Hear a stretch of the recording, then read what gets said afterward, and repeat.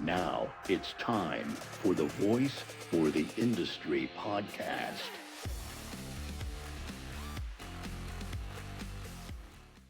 Hey, Chris, it's a lot of fun and really interesting to spend time with Bhavini. She kind of presents a really unique business model. She's overseas. She provides a great outsourcing solution for many companies, many in the pest and lawn industry. And what she does is unique is she uses her customer systems. She doesn't have her own CRM, her own phone system. She basically works exactly the way her customers work. She learns to use their CRMs and their services. And so essentially does everything the way the customer would want their employee to do it. And I think it's a pretty interesting model. Yeah, she's interesting. She talks about remote work before it was a thing, and her success, like you said, when she's almost like another employee that you add on that's just outsourced. So it's very interesting to hear. Yeah, and there's a lot of negativity about like overseas call centers and things like that. But yeah, after meeting with her a few times and doing the podcast, it seems like she's figured out a way to really present things for customers in a very good way, and very understandable and easy to get along with. And employees seem to really do a great job and relate to customers all over the world. And we're just so excited. This is a great podcast. It's a great episode. She has a lot of insights into business and things that I haven't heard before. So I'm really excited for everybody to hear it.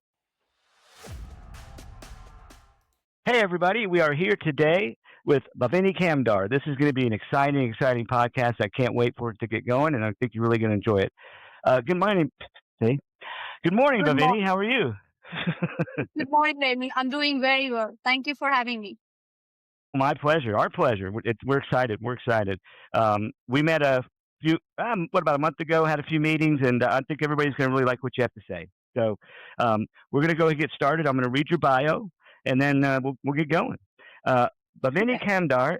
Bhavini Kamdar is the founder and CEO of Infinity Business Services, a global remote team and operations partner trusted by fast-growing pest control companies across the U.S. With over 16 years of experience building, training, and managing offshore teams, Bhavini has become deeply embedded in the pest control industry, working hands-on with owners, GMs, and operations leaders to streamline admin, accounting, marketing, and back office workflows. You must be busy. That's a lot of stuff right there. All right. Her teams are trained specifically on pest control software and processes, including PestPack, Field Routes, BrioStack, and industry-specific KPIs, so clients don't get virtual assistants. They get ready to deploy pest ops professionals. Infinity's pest control division helps businesses reclaim time, improve data, accuracy, clean up AR, support CSRs, strengthen reporting, and scale without burning out their in-house teams. I need to take a breath. Vinny is known for building structures to chaotic growth phases, especially for companies that have grown quickly but lack documented processes. Regular presence at MPMA events in Pest World, Bhavini works closely with pest control coaches, consultants, and software partners to help owners scale profitably and sustainably. Her mission is simple: help pest control leaders focus on growth while the right remote team runs the engine behind the scene. Well, welcome, welcome, welcome. It's great to have you. Thank you so much. Thank you so All much. right. Well, let's just get started. Tell us about yourself. What's your history and how you got started with Infinity Business Services? Sure. I started Infinity Business Services in 2009, and it did not start out as a pest control setup at all. So I was in finance. I was into banking, and the financial crisis hit me, and I lost my job. It turned out to be the most expensive gift that the universe had for me. But I stumbled on the idea of virtual teams long before remote was a cool thing. So this was back in 2009. Nobody worked remote. Everybody went to the office, drove to the office, and worked from office. So I landed on a book called The 4 Hour Work Week by Tim Ferriss, where he talks extensively about remote teams and VAs and things like that. And I wanted to take a step further. I did start my career with my remote team career with being a freelancer on a freelancing platform as a VA to understand how it works. But then I realized that you don't want to be a man Friday for anybody's business.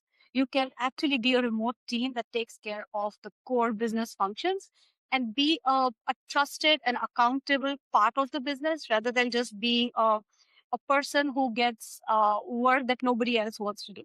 but which is not Right. critical to the business. So that's where the idea came in from. And I started working with different industries. We worked with lawyers, doctors, chiropractors, CPAs, digital marketing companies, and home service companies, including pest control. So I landed on my first pest control client in 2015 and never looked back from there. This industry was really interesting and I wanted to stay back.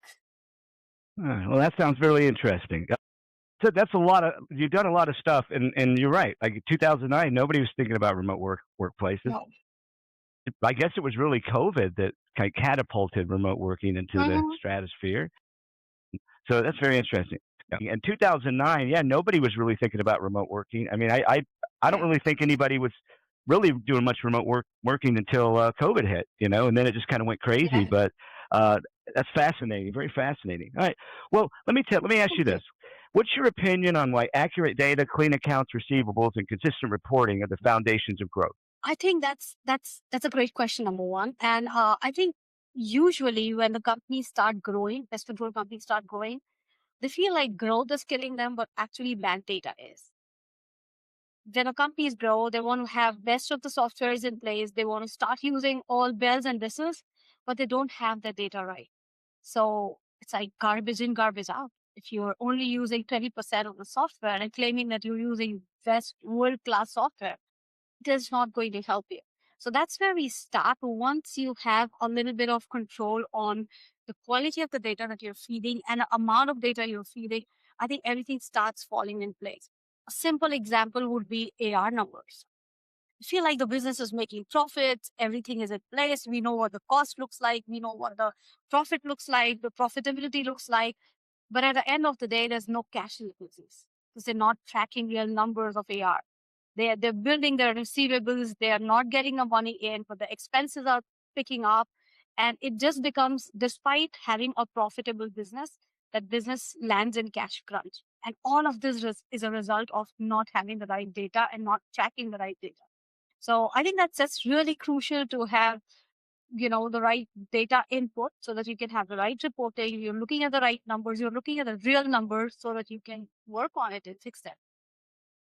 It's funny. A lot of companies, especially the pest control companies, they focus on revenue. That tech's got to get every stop done. They've got to do all. But if you don't have any money in the bank, if you don't collect the money, it doesn't matter how much revenue you produce if you don't ever put it in the bank. It's a very good point. No, and it's a silent killer. Yes. Yeah, and then to your point, when you're short on cash, it really limits what you can do as a business because you can't just keep extending credit, and then you're just in a never-ending cycle. So that's a great point. And I think you're right. I think a lot of companies don't focus on a really healthy, proactive collection process, revenue, AR process. So that's very accurate. How does fast growth create operational strain, and what systems, people, and processes bring stability back? Sure. So when the company starts growing fast, they start adding revenue, but the systems that work for 5 technicians would not work for 20. And they forget to fix that because the revenue starts flowing in, they get busy. A technician who was earlier doing 8 jobs is now doing 12 jobs. They're adding more people without having a structure in place, and they end up adding more chaos than support system. So they're constantly busy. The revenue is growing. The AR is suffering. So the cash flows are not coming in. And there's a huge misconception in the fact that you can keep adding people to grow, but you can't grow unless you add systems before adding people. So as the old saying goes, tail cannot wag the dog has to wag the tail. So you have to put the systems in place. I know you get busy when the client is ready to pay you. You don't want to spend time in building structure because that's a cost center. You're focusing more on revenue center. I get it all. But somebody has to step out while the revenue is growing to sit and create the structure before they start adding team. So I think that's one thing that people miss. There has to be a system followed by people, followed by process in the same order. You can't mix up the order. Right. You don't want to build a building without a blueprint, right? You don't get the blueprint after you start building the building, right? That's the problem starts. And that's really common. I mean, again, I've talked about this before. A lot of pest control companies started, You got a person that was a technician or a supervisor. They start their own company. They're out there working really hard to generate revenue and build the business. They don't really take the time to be in the, of the business, think of the business, and then, like you said, they end up growing and growing, and they don't really have any foundational processes and structures, and then they're just, like you said, the dog and the tail back and forth. So, I The business completely. gets run through. Sorry, the business gets No, no, run no. Go ahead. Go through ahead. the owner's inbox. Everybody keeps coming back to the owner of the business, like, what do we do now? This is, so right from operations to HR to admin problems to AR and customer support, everything lands with the same person.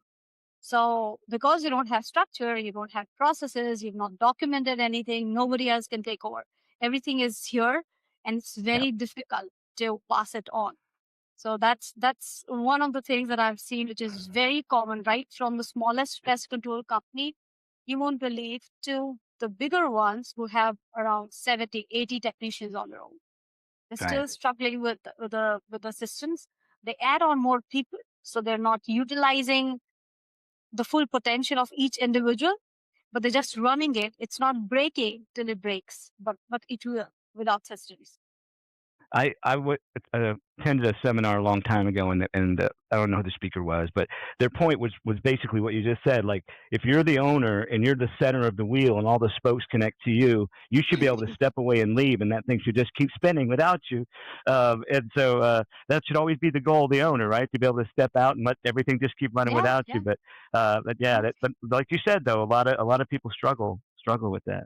Um, well, now that we've identified all these failures out there, and I'm kidding, how does somebody recognize when their business needs more structure? Not just hiring more employees, but what are some ways they can say, you know what, this is the time I need to make my blueprint. I need to get some structure and get Mhm. organized. Yeah. The first thing is, when you're hiring an employee, you're struggling with who is going to spend time in training this resource. The answer cannot be sit with Mike for a week and you would know what is expected out of you.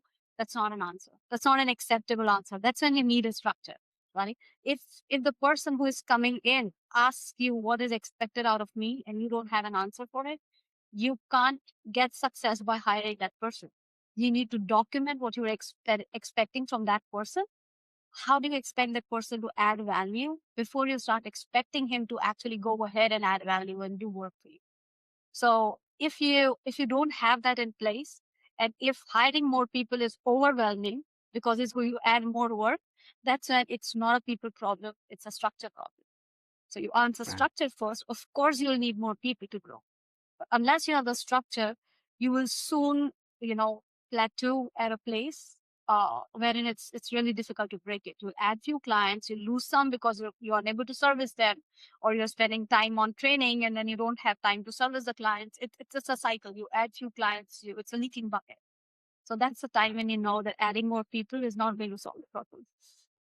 I like the leaking bucket analogy. That's very accurate. So I just want to be clear. If I own a pest control company, I can hire your company, and basically you guys will do everything in the office does, right? You do the collections, you can take the phone calls, you do the billing, you do it all for me. So I don't need to go hire a bunch of people.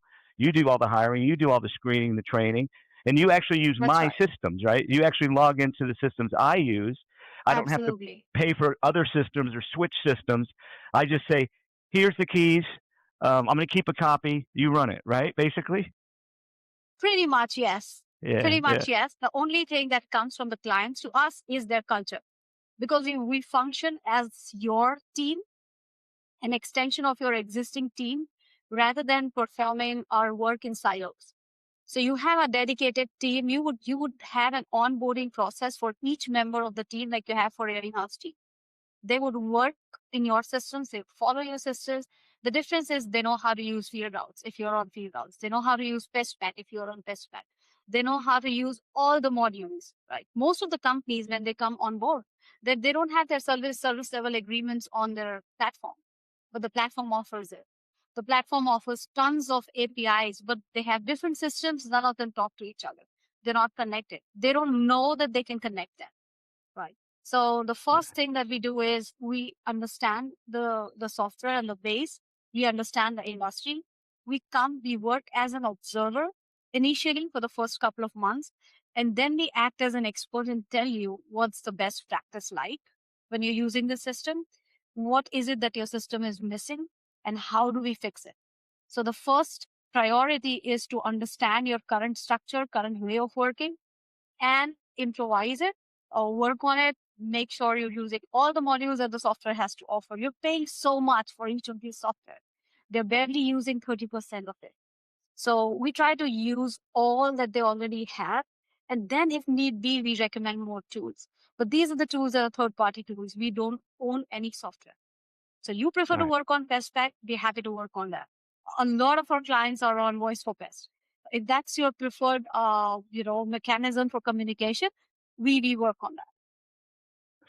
Well, and please advise everybody that's not on Voice for Pest, they should be. That'd be really great. We'd appreciate that. They But should no, be. it's good. We Yeah, they absolutely should love be. it. Yeah, no. Well, good. Well, that's nice to hear. But no, I mean, this is really exciting because I mean, what I'm hearing is not only do there's a lot of remote companies, right? But what you do that's really different, almost radically different, is like you said, you're not just they're not just sending phone calls to you and you're answering the phone. I mean, you're learning the business. You're actually coming in and really like as an efficiency expert too, almost like an outside consultant observing and saying do this.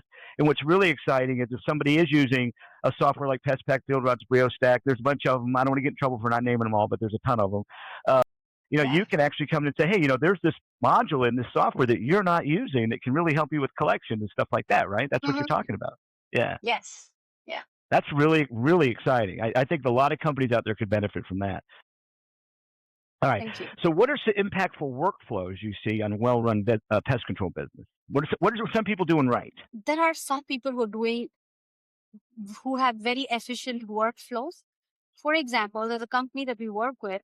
They have a great automation. Part of it is automation for AR and part of it is manual.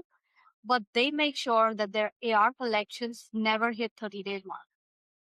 They make sure that there are gentle reminders, there are automated reminders, there are people calling in to make sure that the payment comes in on time.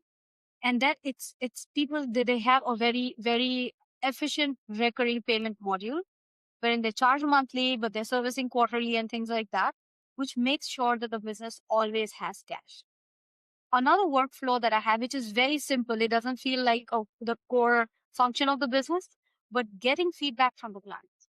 Right? A lot of companies spend time in getting new clients, servicing new clients, to some extent making sure that the AR is in place, but they forget that the new customer is going to come from the review that this existing customer gives.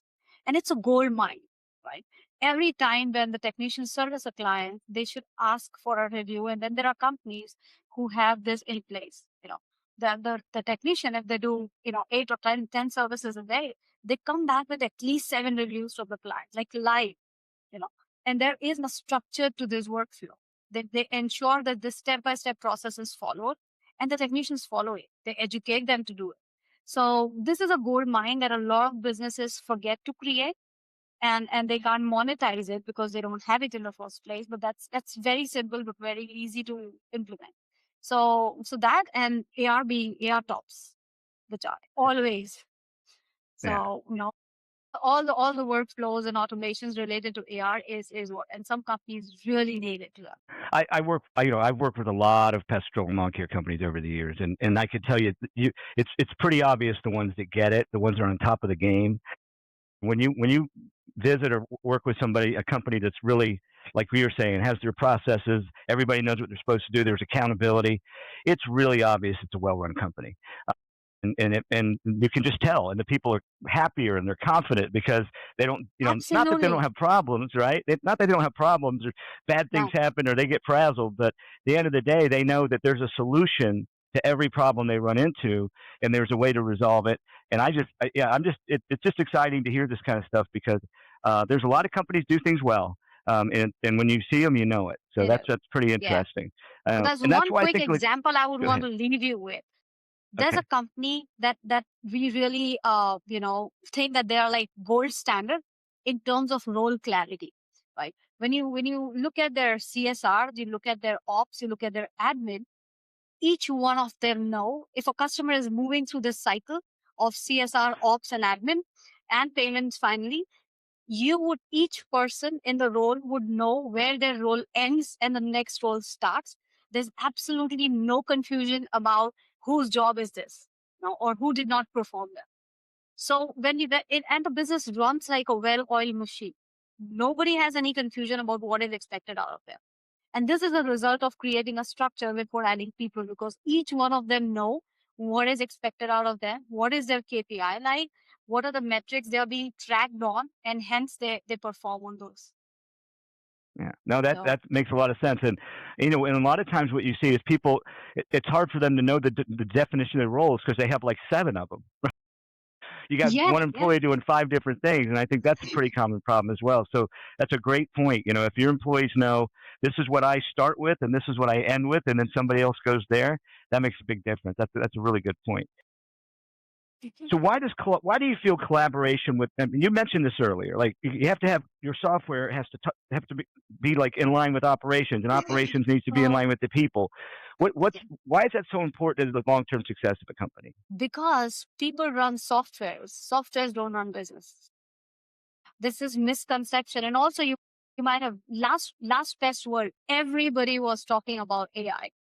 And they were talking about AI as if AI is plug and play. You can come purchase AI and it will take care of your business. But that's not how it works. It requires people, and it will always require people. However, people's role in using that tool will change. But a software can have capabilities unless you put a person behind it, the brains behind it, it is not going to perform well.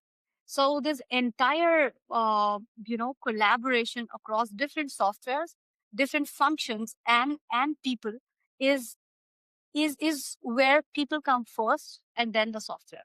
So, in long term, when people start understanding how critical it is to understand how the softwares work, it's not just buying and paying for it and plugging it in that is going to make them successful. It's actually understanding what is a person's role in that entire setup while using the software is what going to make it is what is going to result into success. So that's very critical. I have spoken to so many people in Pest World last year, and they were like, hey, but now there is AI. They don't need people to call. Now there is AI. You don't need people to work. Now there's AI. AI will make all the calls. Yeah, calls, yes.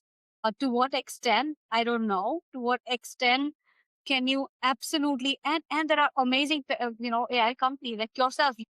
Your integration in AI is excellent. I have seen other companies where you feel like, it's very mechanical. It's very robotic. It ends up frustrating your clients more than serving them.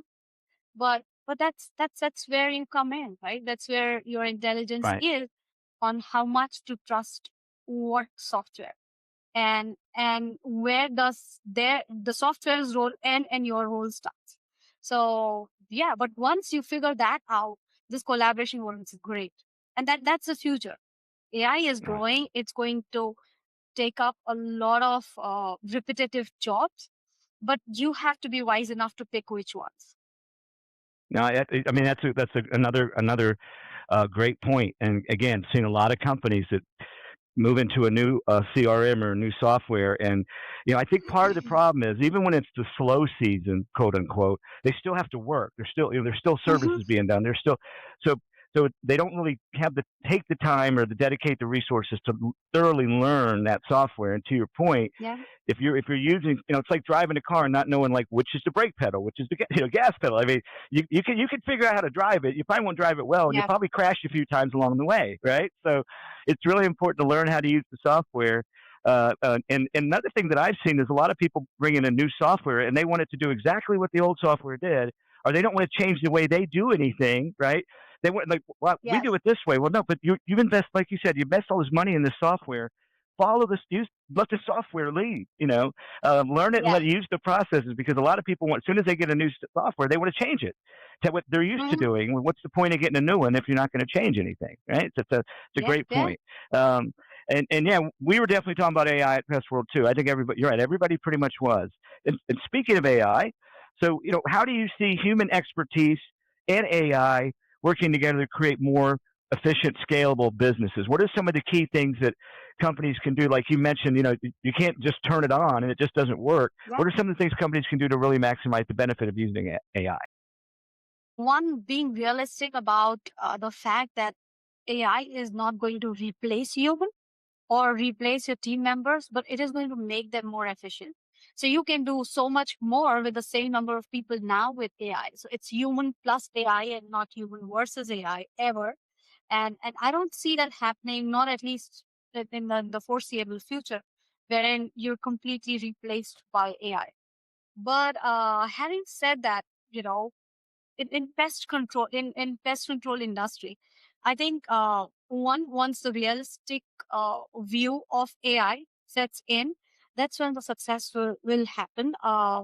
When human makes decisions based on what is it where AI can perform better than human, and where does it stop and human has to take over, right? Things like there are a lot of after hours call bots. Now after hour calling bots, and it's perfectly all right, because it's better than not having anybody at all. Right. So it's like this, not having anybody or having an AI bot, even if it's working at 50% efficiency, it's still capturing 50% of the leads. But if it's a question between replacing a human with 100% AI, I don't think that's happening. And I don't think that it should be something that should bother people or excite people. Either ways, because Right. it's far. We're far from that. Yeah, our philosophy with AI is just what you said. I mean, we have AI applications that can take phone calls and process, Mm-hmm. and schedule things and stuff like that.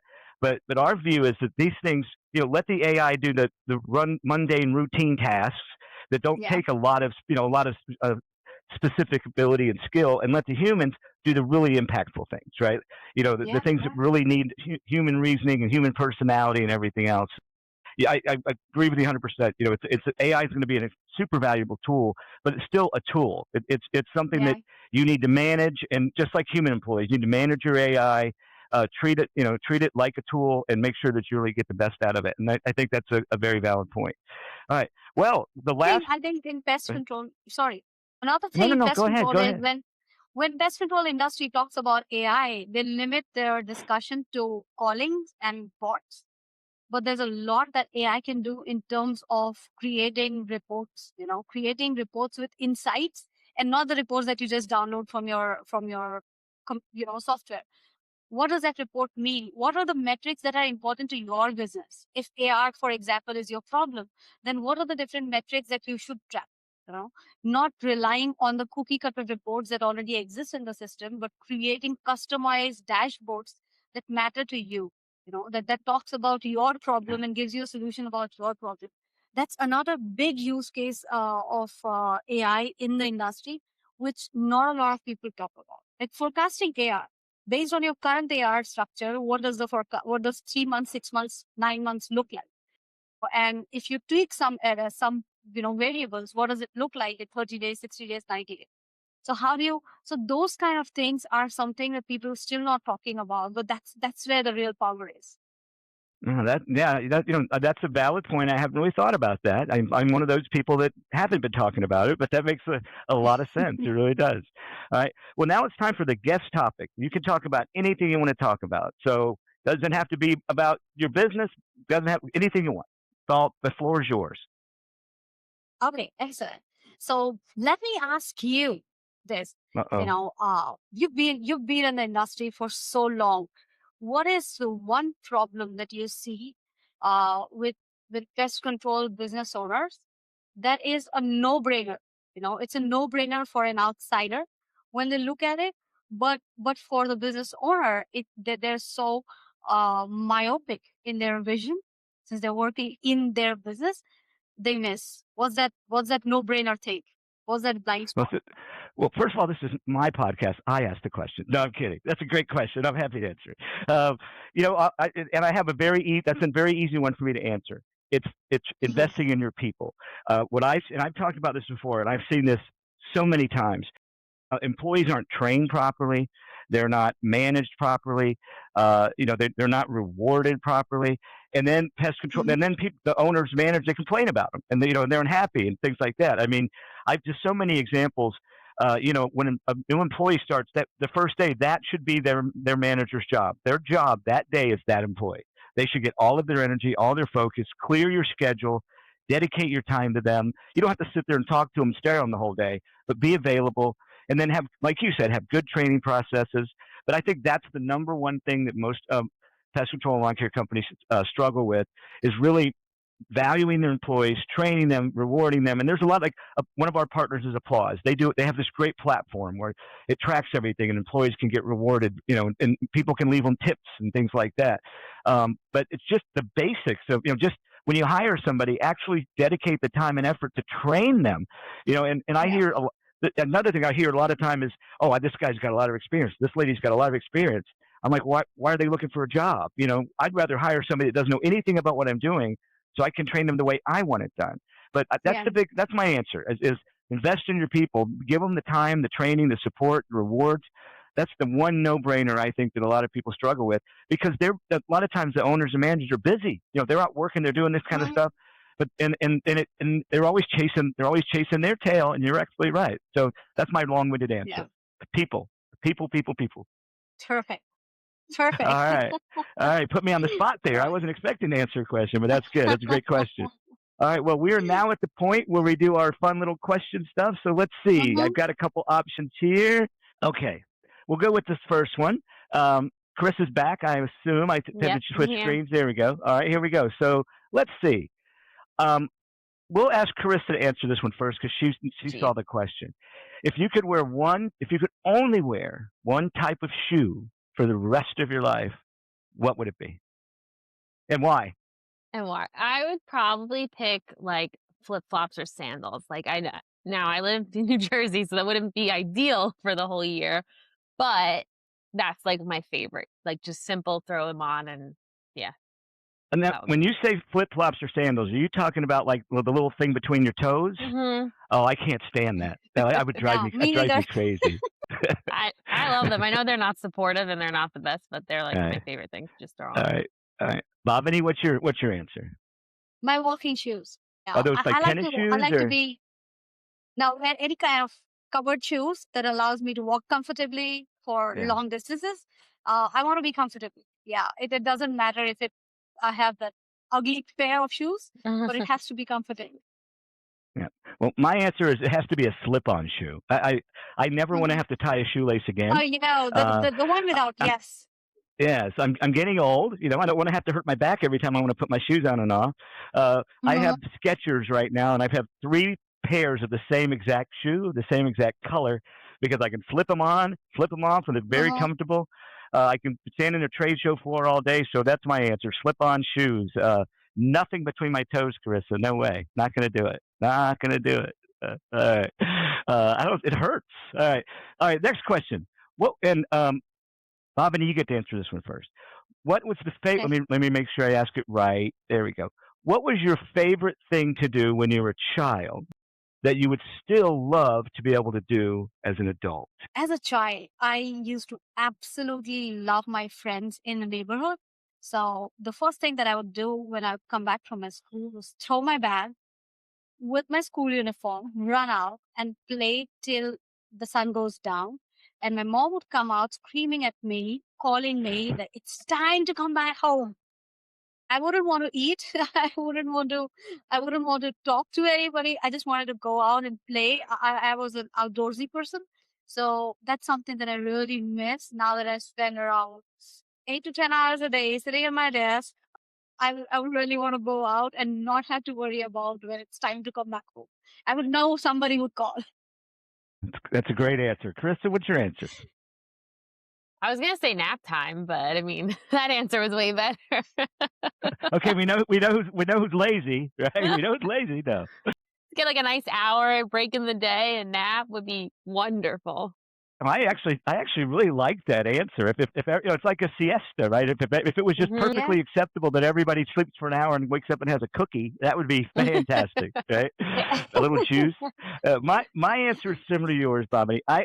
I can remember, before the internet, but I can remember when I was a kid, even, like you said, after school, but like during the summer, whatever, on the weekends, I would leave the house in the morning and I wouldn't come back. I'd come back and eat for, at lunch and leave it gone all day with my friends. Nobody knew where we were. I mean, and it sounds terrible now, like, oh my gosh, that's so dangerous. But that's just, it wasn't, because we all stayed together. We were all in the neighborhood running around, and just the freedom of the lack of responsibility and the lack of things beeping and buzzing and chiming and making you respond all the time. I would love to be able to do that. And it's hard. It's almost impossible to think of doing that in today's world, not even as a kid. Like, I can't do it. I can't do it with my kids. I want it for myself, but I can't do it with my kids. I want to check on them. Where are you? I can't see you. Yeah. Everybody's got a cell phone. You know where they're at. You're tracking them and everything else. Okay, wait, let me check. We'll do one more. Okay, here we go. If you were going to compete in the Olympics, what sport would you want to compete in? It has to be an actual Olympic sport, because I would say sleeping or, well, yeah. Yeah. Okay. I think it would be swimming. Swimming? Yes. Yeah, that's a good one. Yeah. Are you a good swimmer? I am a decent swimmer. Yeah. Where I live, there's no ocean, so I can't swim in the ocean. I can't swim in open waters, but I'm trained to swim in the pool. So Olympics allows us, to swim in the pool. So yeah. Yeah, that's a good answer. I can't swim in open water. I don't think I've ever lived more than an hour away from the ocean, and I don't really want to go in it much anymore, because I don't know, it just seems so much more dangerous now. I don't know. It's just like you always hear about sharks eating people and rip currents and all. Yeah, it's not worth it. All right, Carissa, what's your answer? Say curling. I don't know how to do it, but I would like to learn. I think like that would be a cool sport to do. I like that idea. That's a good one. I would probably say archery. I think I've only shot an arrow 3 times in my life, but I like the precision of it and the skill it takes, because that's one of those sports where the difference between winning and losing is such a razor thin margin, because even the worst ones are really, really good at it. So I had to go with that answer. So that was good. Good questions, Chris, and good answers, everybody. I like those answers. Well, that's it. We're done. It wasn't too painful, I hope, and it wasn't that long. So, but I think it was great. It was great. I mean, you have a lot of insight. It sounds like the company you have and the services you offer could really help a lot of pest control companies. Basically, they don't have to hire a bunch of consultants and all that kind of stuff. So I think it's great. And it's Infinity Business Services is the name of the company.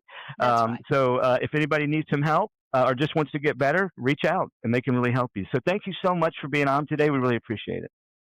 Thank you. Thank you so much, both of you. Thank you for joining us. See you next time.